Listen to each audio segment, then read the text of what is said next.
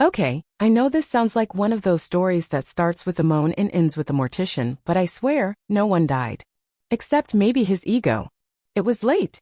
The kind of late that makes you whisper louder than talk. My apartment was quiet, except for the creaking of the mattress and the occasional thud when we got too ambitious. And we were very, very ambitious that night. Now, to be clear, it was that time of the month.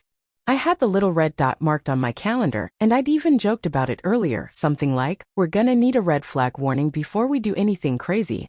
He just smirked and said, "I like a little danger." Famous. Last words. We were already tangled up, half laughing, half gasping, our bodies pressed together like we were trying to fuse into one. His hands were bold and wandering, mine were clumsy and greedy. I felt like my skin was humming under his touch, every inch of me on edge. He was solid, strong, but soft in the way a man gets when he's completely into you. All his energy was pouring into every kiss, every shift of his hips. I'd never felt so seen or so needed. Then he whispered something about trying a new position. And I, riding high on hormones, heat, and an honestly reckless amount of enthusiasm, said yes. And the second we moved, there was a crack. Loud, sudden, sharp. And then came the scream that stopped everything. I tore my DCK. I tore my DCK. Call an ambulance. I swear on my favorite vibrator, I thought we'd both been cursed by some kind of ancient Greek sex god. For 3 seconds I froze. I was still on top, completely exposed, one leg cramping, and my heart pounding like I'd just watched a horror movie in 4D. I looked at him. His eyes were huge. His face was pale. He was clutching himself like he'd just been mortally wounded. And then I started laughing. I mean really laughing. Like, belly aching, tear streaming, can't breathe kind of laughing. Because the man was fine. But his drama? Oh, that was Oscar-worthy. Let me rewind for a second, because what led up to the chaos was something straight out of a romance novel. If romance novels had less candlelight and more overconfident clumsiness. We'd been seeing each other for a few weeks. Not exclusive, not labeled.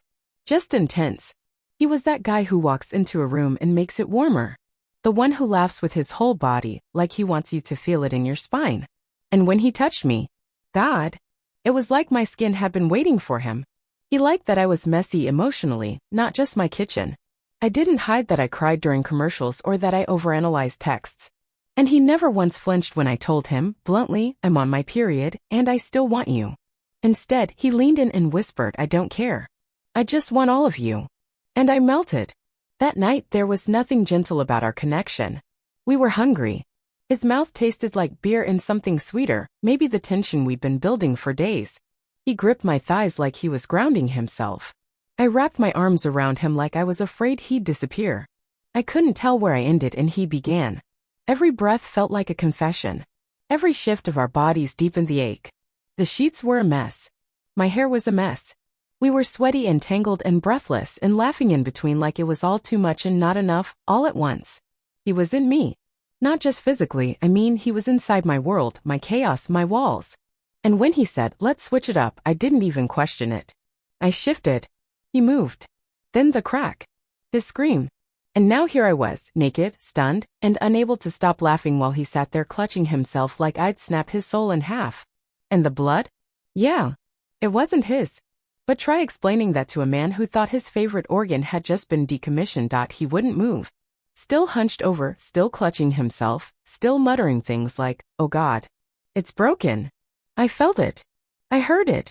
I sat there on my knees, still half out of breath, trying to summon enough composure to be serious, sympathetic, something other than, absolutely wrecked with laughter. But the harder I tried to stop, the more I laughed. Silent at first. Then snorting. Then full-on wheezing. It wasn't graceful. Nothing about that moment was. Except maybe the way he looked at me, wide-eyed, betrayed, utterly destroyed, like I'd personally committed a war crime against his manhood. Stop laughing. I'm injured, he said, voice breaking like a teenage boy's. And that just made it worse. I wiped a tear off my cheek, trying to hold it together. Okay, I'm sorry. I swear. But babe, there's no blood. You're not broken. Yes, there is, he said, motioning to the smear on the sheets like it was Exhibit A in a courtroom drama. I gave him a look. That's me. Not you. He blinked. I watched it register in slow motion, that painful, almost comical shift from panic to confusion to embarrassed clarity. He looked down at his hands, at the sheets, then back at me.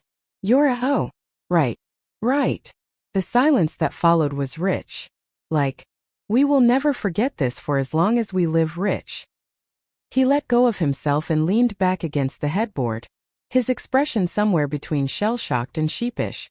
I could see the color rushing back to his face, and not just from relief. His pride had taken the hit, not his anatomy.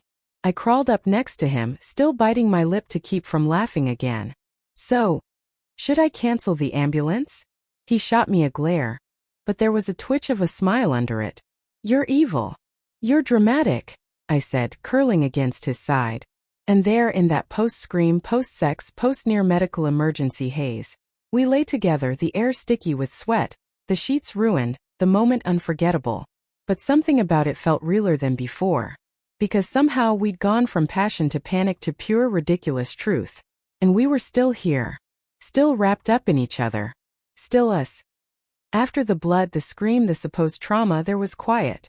And not the awkward kind either. The kind that settles between two people who've just survived something ridiculous together and come out laughing. Who know that what just happened will live forever in some mental blooper reel titled Sex Fails. Greatest Hits. He was lying back now, one hand over his face, groaning softly into it like the world had seen too much. I was curled beside him, my fingers tracing invisible patterns over his chest. You really thought I broke you, I whispered. I felt something snap, he muttered. I laughed again, softer this time, but with the same giddy, helpless joy. What did you think I did? Bent you like a glow stick. He turned his head to look at me finally, and I saw it, the smile he'd been holding back. Crooked, sheepish, boyish. You should have seen your face, he said. You looked like you were about to call my mom. Only if the ER put me on hold, I teased. We both laughed again, and then there was a pause. Not uncomfortable. Just warm. I looked at him, really looked. The way his hair curled against his forehead, damp with sweat. The slight red mark on his jaw where my teeth had gotten a little too eager. The slow rise and fall of his chest as his breathing returned to normal. My fingers moved on their own, brushing his cheek, tracing the curve of his lips. He caught my hand and kissed it. And suddenly the mood shifted. The humor lingered. But now there was something else underneath it. A kind of tenderness. A rawness. I didn't expect to feel turned on again. Not after the blood and the scare and the crying laughing fit. But there it was, low and quiet, blooming like heat in the belly. His hand moved down my side, not hungrily, not urgently. Just exploring. Reconnecting. Still wanna switch positions? I whispered, teasing. He smiled, eyes darker now. Only if we sign a waiver first. That made me laugh, and then he pulled me closer. Slower this time. Gentler. And yet somehow more intense. Because now we weren't chasing the high. We were rediscovering each other through the low. Through the laughter. Through the almost disaster that had somehow drawn us even closer. The sheets were still a mess, and my body was flushed in that hazy post-laughter glow, but the air between us had changed. He kissed me. Not like before, not wild or desperate. This was slower. A tasting. A remembering. Like he was memorizing me this time. His lips moved against mine with a quiet reverence, and I could feel the apology buried in the softness. Not for the scream. Not even for the drama. But for the moment fear had edged out desire. And now we were returning to it. His hands slid under the curve of my waist like they'd missed being there. I arched slightly, instinctively, the warmth in my belly rising again, but now wrapped in something more delicate.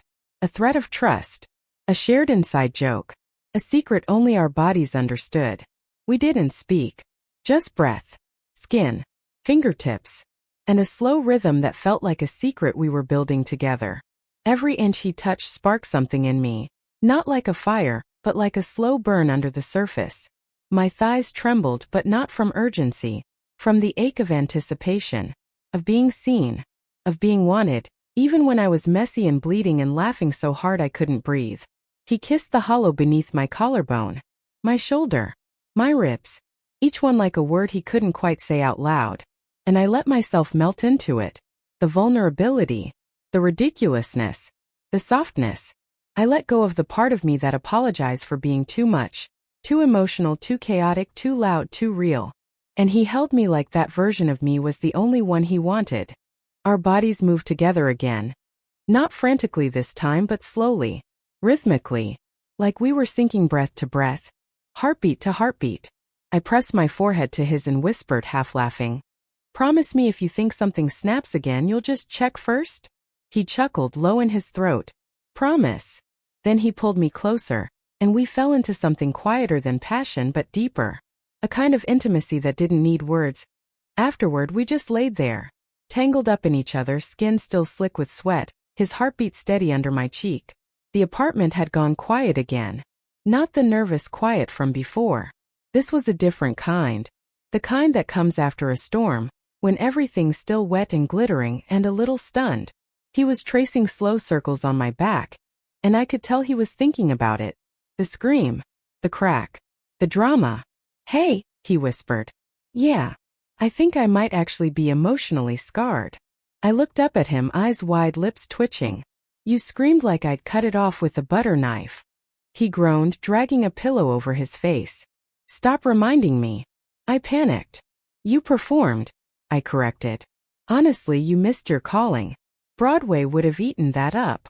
He peeked out from under the pillow, grinning. "I'll heal. But my pride might need physical therapy." I giggled, kissing the edge of his jaw. "Let's just say we both left a mark tonight." He wrapped his arms around me tighter, burying his face in my neck.